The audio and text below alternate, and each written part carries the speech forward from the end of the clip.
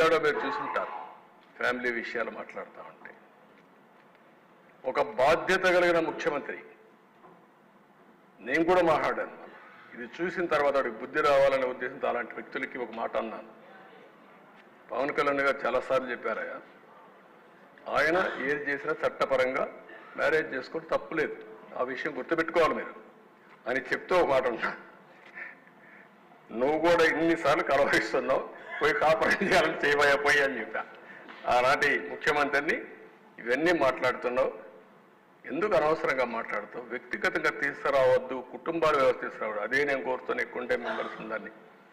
ఏ వ్యక్తి కూడా వేరే మహిళలకు ఏమాత్రం కూడా వాళ్ళ మనోభావాలు దెబ్బతినే విధంగా మీరు పని చేయొద్దండి. ఎవరైనా సరే, అది మనం వరస్ట్ క్రిటిక్ అయినా సరే. సోషల్ మీడియాలో కూడా నేను అది కూడా చెప్తున్నా, ఈ రోజు నుంచి సోషల్ మీడియాలో చాలా స్ట్రిక్ట్గా పెడతా, అవసరమైతే మొత్తం అనలైజ్ చేస్తా, సెపరేట్ విభాగం పెడతాం.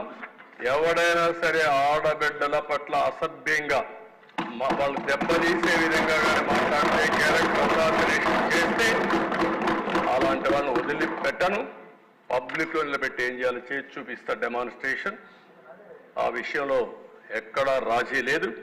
అయితే నేను మిమ్మల్ని కోరేది, ప్రజలు మనకు అధికారం ఇచ్చారు. అధికారం ఇచ్చింది ప్రతీకారాన్ని తీర్చుకోవడానికి కాదు. మళ్ళీ చెప్తున్నా, ఎమ్మెల్యేలు అవుతారని మనకు అనిపిస్తుంది. ఇన్ని రోజులు వాడు వేధించాడు, నా కార్యకర్తలు ఆనందంగా ఉంటారు, నేను కూడా వేధిస్తే నా కార్యకర్తలు తృప్తి పడతారనుకుంటారు. కానీ అది మాత్రం చేయొద్దండి.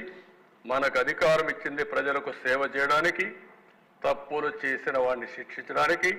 శిక్షించే బాధ్యత ప్రభుత్వాన్ని, సేవ చేసే అవకాశం బాధ్యత మీదిగా తీసుకోవాల్సిందిగా మరొక్కసారి కోరుకుంటూ, ఎక్కడా దీన్ని ఉపేక్షించం. ఒకవేళ కానీ మన వాళ్ళు తప్పు చేసినా ఏమనుకోవద్దని మొన్నైతే పవన్ కళ్యాణ్ గారు చాలా స్పష్టంగా లేసలేసి పార్టీ మీటింగ్లు చెప్పారు. ఇక్కడ కూడా మనోడు చెప్పారు. నేను మనస్ఫూర్తిగా అభినందిస్తున్నా. ఆన్ రికార్డ్, ఒకవేళ అలాంటి తప్పు జరిగితే నేను చేసినా మొదట నా మీద యాక్షన్ తీసుకోమని చెప్పిన వ్యక్తి పవన్ కళ్యాణ్ గారు. అది ఆయన యొక్క సిన్సియారిటీ. కాబట్టి మన మీద ఈరోజు అపోజిషన్ లేదు కాబట్టి మనం ఏదో మాట్లాడుకుంటే ఎవరు రేజ్ చేయలేదు అనుకుంటున్నాం. కానీ మనం చేసే ప్రతి పని 5 కోట్ల మంది అనుక్షణం నిరీక్షణ చేస్తున్నారు, వాచ్ చేస్తున్నారు.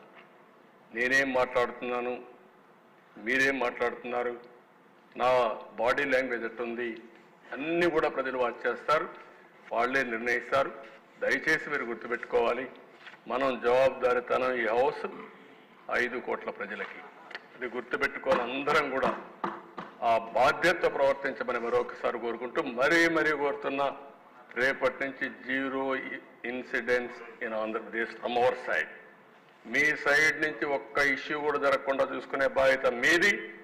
ఎవరైనా కావాలని చేస్తే మాత్రం నిర్మోహమాటంగా ఏం చేయాలో చేసి చూపించే బాధ్యత ప్రభుత్వానికి. అంత ఫర్మ్గా ఉంటామని చెప్పి మరొకసారి తెలియజేసుకుంటూ, అందరూ కూడా సహకరించమని మరొకసారి అందరినీ ప్రార్థిస్తూ, ప్రజలు కూడా కోరుకుంటున్నాం.